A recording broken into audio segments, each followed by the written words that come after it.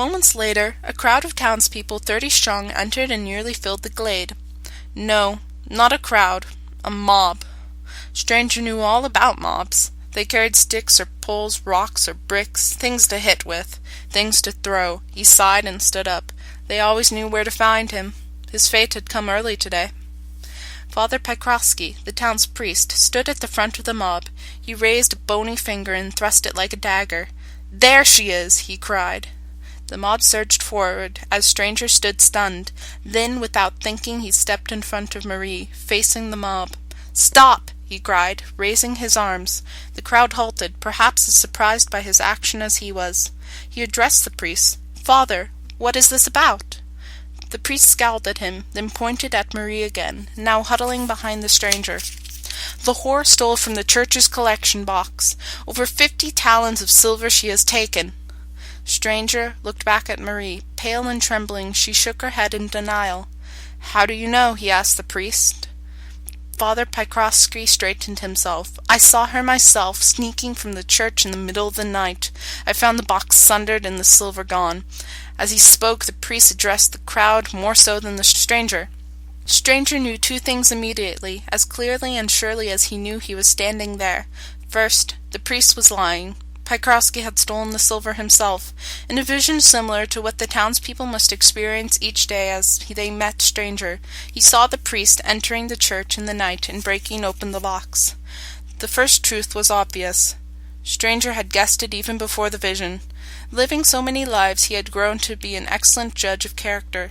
The second truth, however, was something he feared to believe in case it proved false. The chance to escape his cycle of death and rebirth had finally come. For whatever reason, this mob had forgotten Rinaldi's sins and was venting its rage today on Marie.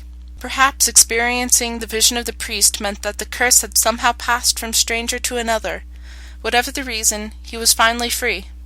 The muttering of the mob grew as it came alive again, yet Stranger stood stunned and unmoving, still afraid to believe he was free, taking his inaction as acceptance of the priest's story. The mob pushed by him to grab Marie. She screamed as they dragged her to the cliff. Shouting her innocence, she begged them for mercy. But Pokrovsky was a holy man, and Marie was an outcast. The mob would never believe her, or Stranger. Stranger turned, watching in horror, but torn between intervening and fleeing to his new sudden freedom. Was this not what he prayed for each day? Freedom? But freedom to do what? He sighed. Freedom to choose his fate. He looked at Marie, and their eyes met. He felt her terror and again that phantom memory, and he made his choice. "Stop!" he shouted. The mob turned, Marie held by a pair of them at the cliff's edge. Pokrovsky stepped forward, glaring. "Now what do you want?" Stranger pointed at Marie. "The girl is innocent. Release her." He stopped, his mouth so dry he could barely swallow. Then he spoke again. "I stole the silver." Silence fell. No one moved. He felt the thrill of a new idea, that at last he had found the secret act that the gods demanded to free him from his fate, that his willing self-sacrifice for another had both saved Marie and beaten the game. But then the first stone struck him on the cheek. He fell to a knee, and a brick smashed into the side of his head. Then they were on him, striking, punching, kicking, all the while shouting curses at Rinaldi for his sins against them, as Marie cried for him, ignored by the mob, her crime forgotten. And he knew that nothing had changed, except, he thought, as they flung him off from the cliffs, and the waves and jagged rocks below rushed up to greet him, that he had lost his one and only chance for escape. In that space that lay between sleep and the morning's new life, Stranger tasted it again, that memory from his forgotten life.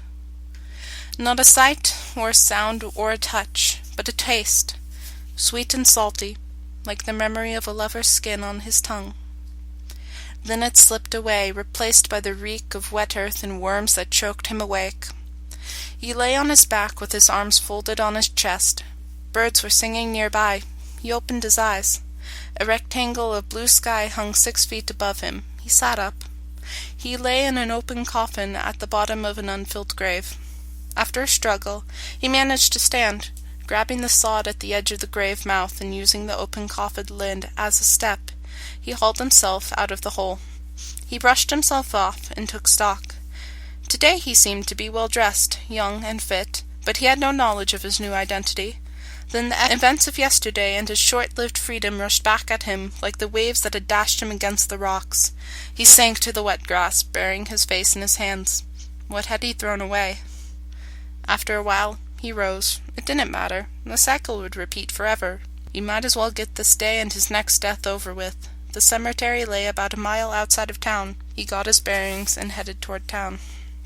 As he walked, it occurred to him that he had never awakened in any place suggesting death. And what person could he be who ended yesterday in a coffin? He pondered this for some time, but could make nothing of it, so he turned his thoughts to Marie. He assumed that she had survived, but realized with a sinking feeling that the mob could easily have turned its rage back on her after it had dealt with him. So his sacrifice had probably been pointless. That thought extinguished his last spark of hope, and he entered the town aching for death and the brief release it brought. Intent on a quick demise, he headed for the town square, where the crowds would be thick and the accusations would come quickly. As he walked, he bumped into people he passed, trying to prompt their revelations and anger. But no one he met showed any signs of awakening knowledge of past sins committed by whoever he was today. No one stopped him or accosted him. Indeed, all seemed determined not to notice him at all. By the time he reached the square, he was grabbing people in the crowd and pulling them around to face him. "Do you know me, man?" he cried in the face of a very much alive Jasper Rinaldi, with Laura at his elbow. But Rinaldi and Laura just stared at him, then turned away, as if the encounter had never happened. As Stranger was left standing alone in the middle of the square as people moved by him, apparently oblivious to his existence. He found her sitting on the side of the stone fountain at the end of the square, her skirt pulled up to her knees, her feet over the side, kicking in the water. "Marie,"